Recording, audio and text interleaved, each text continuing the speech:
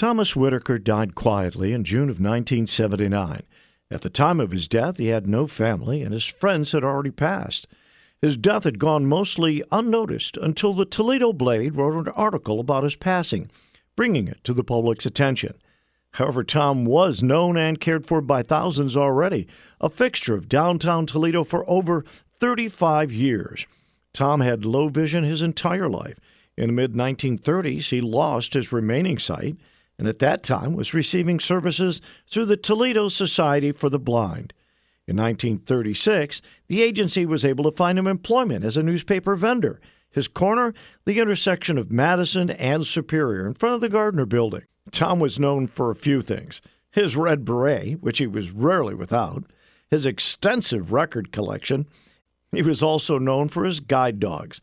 His first, a Doberman named Rex, followed by Lulu, Bonnie, Lord Byron, and Sheba. Tom always stressed the importance of the person-guide-dog bond. He once said, "There's a lot of malarkey about seeing dogs. It's not fair to them. People get so they expect miracles from the dogs. A blind man has to work as much as the dog. It's a team, and the better we know and like each other, the better we help each other." Tom's first dog was paid for by the Toledo Society for the Blind. Subsequent dogs were always provided by the Toledo Blade.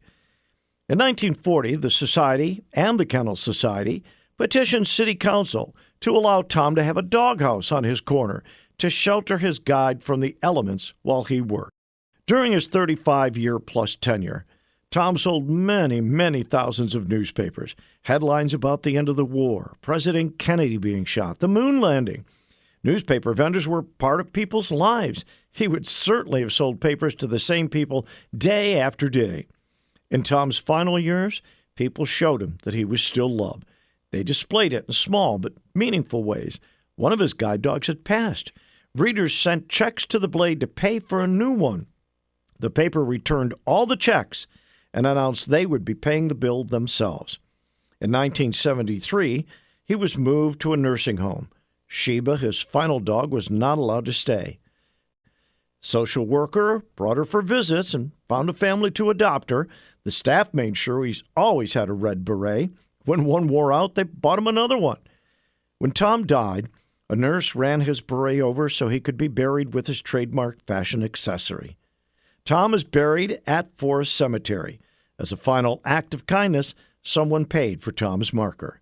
Engraved on the left is an image of Tom's constant companion through the second half of his life, a guide dog in a harness. A special thanks to the Toledo Blade for their assistance with this video.